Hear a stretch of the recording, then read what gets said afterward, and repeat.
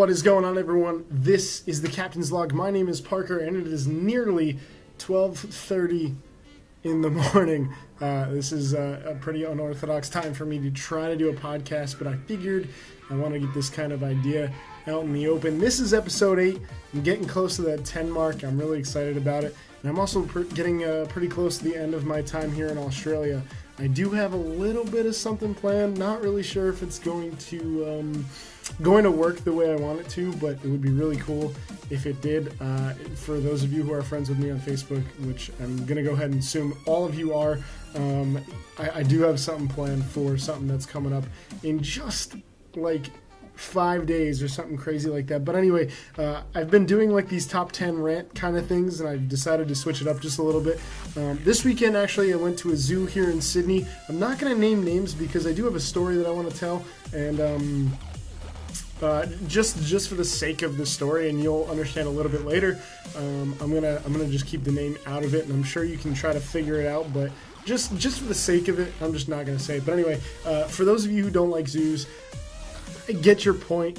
You'll understand why when the story gets here. But anyway, I just want to tell you a little bit about this zoo and why I liked it so much. So anyway, we took a ferry from the city into the area where the zoo is, which is actually sitting on a hillside.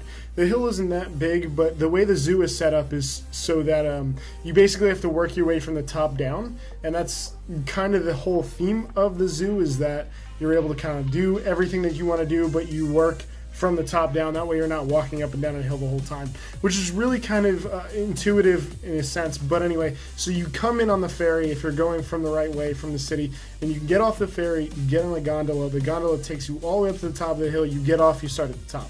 It's really cool.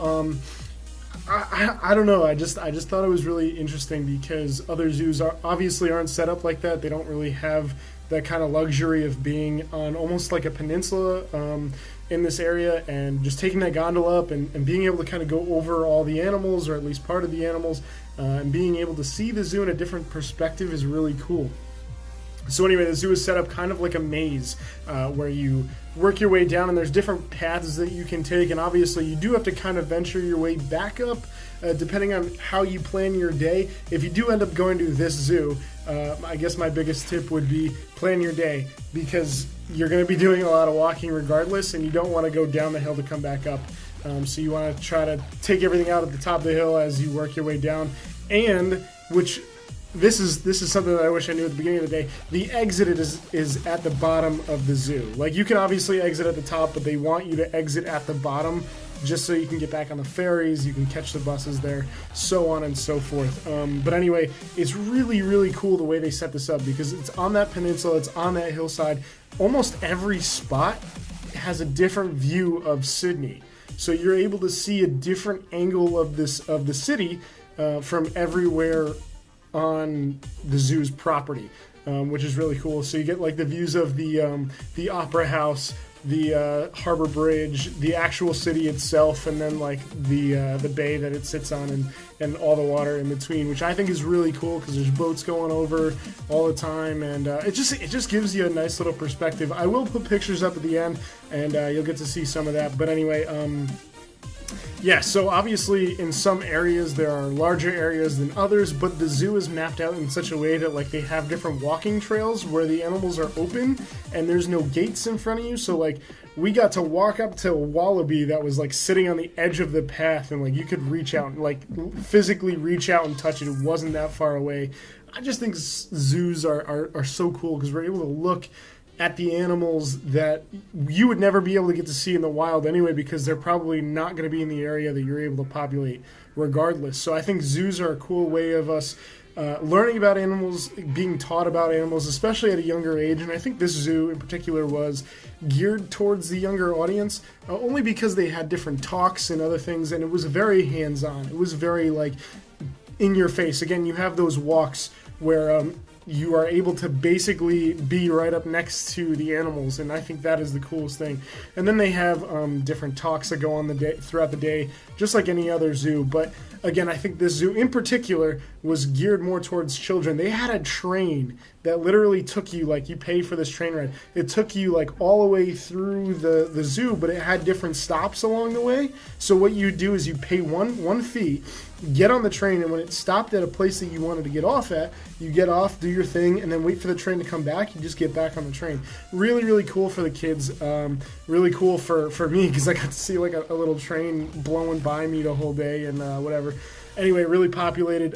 Pretty big zoo in general, but I think the coolest thing for me is seeing the different sizes, and this is going to get into the story, the different sizes of each exhibit. So obviously you'll have different exhibits that are smaller than others just to contain animals, or they don't need as much room, yada, yada, yada. So we end up getting to the gorilla exhibit, or the chimp exhibit. I don't exactly remember what it was called. And it was obvious that something was happening. There was a ton of people, and when you're at a zoo and you're walking by an exhibit, you're either going to glance over and go, I'm not interested, and then walk on, or you're going to stop and stare for a little while, which is exactly what a zoo is meant to do. You don't just blow by exhibits without at least giving it a thought. You know, like if you walk by something, you're going to look at it for a second and then go, yeah, I don't really care, and then walk, or you're going to stop and stare. So everyone, and I mean like, the zoo is pretty populated, but in this particular area, right in front of the gorillas, the chimps, whatever, everyone was stopped. So obviously, being who I am, I'm like, I gotta see what's going on. We end up getting like basically front row seats to something that I was not prepared for, and I'm gonna try to keep this story as G-rated as possible, just in case. Anyway, so we were watching, and it looked so playful. But this little chimp, a baby chimp, was chasing a duck around. And the duck would run, the chimp would run after it, the duck would run, the chimp would run after it. And after about 30 seconds of what seemed to be like tag, it turned pretty ugly. The chimp ended up basically forcing the duck to continue running. The duck wanted to get away from the chimp, ran down the hill where it was situated to get to the water. The chimp basically grabbed it by its arm, and you can probably guess where it goes from here. The chimp walked it back up the hill. Some things happened, and then that was it. It was over. So I think this is where the dark side of zoos come into place, because I think people kind of forget that these are caged animals that are not meant to be caged. And as big of a learning experience as they can be, I think they can also really show the dangers of keeping wild animals at home. And again, I like zoos. I like to learn about different animals. I like to see different animals, and I think it kind of gives a false, almost a facade, almost something that like is fake, because obviously these animals aren't being treated like they would in the wild, or at least in some zoos or most zoos.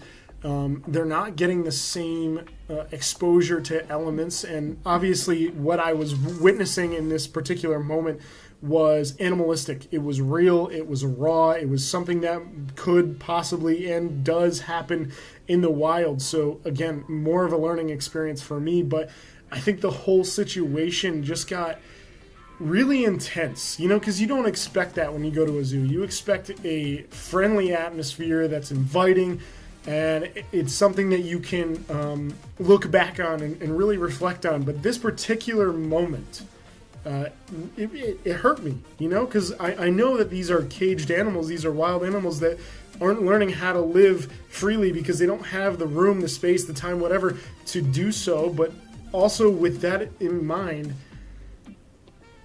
I just think they're good learning experiences. I don't know where I was going with it. Actually, the story itself kind of hurts, but I feel like it was something that I needed to share, something different, something to change up a little bit. But anyway, so I just think it's crazy to think that these are particular spots in which we can learn about animals, we can learn about the wild, we can learn about preservation and how to protect and how to make our environment better for those animals that need to be in the wild. But it's also scary in a sense. Anyway, enough of that. Wow. That's a lot. Happy thoughts, right? Am I right? I don't know how to turn that around. Yeah, so this is episode 8. I don't know. I guess I tried to change it up a little bit. I'm getting a little bit past my mark here, but yeah, thank you so much. If you're one of my subscribers, I really appreciate it. I've been trying to push these out. I got something really, really cool planned, and I've been saying that for a while. But I really hope that this time it comes through, because I've been trying to make the quality a little bit better. I've been trying to do everything just a little bit smoother, and I really hope that I can kind of learn from this. And by the way, your comments, your helpful hints, your tips, whatever, really, really, really, they leave a mark on me, and it makes it easier for me to move on, whether or not it's criticisms and you just saying, no, this was awful, don't do this again, or if it's, hey, I like this, keep it up. Everything is good. Everything is positive. It's going to make me try to work harder next time. So anyway, this is episode 8. I got something really cool lined up for episode 9. I am going to be super busy for the next 5 days, for the next 6 days, actually from now until like December 15th. I'm going to be swamped. So I'm hoping to get that 9th episode out. Hopefully that 10th episode out before 2017. Anyway, thank you so much for watching. Let me know in the comments down below. What do you think about zoos? Do you like them? Do you not like them? And what's your reasoning for it? Thank you so much for watching. I will see you next time.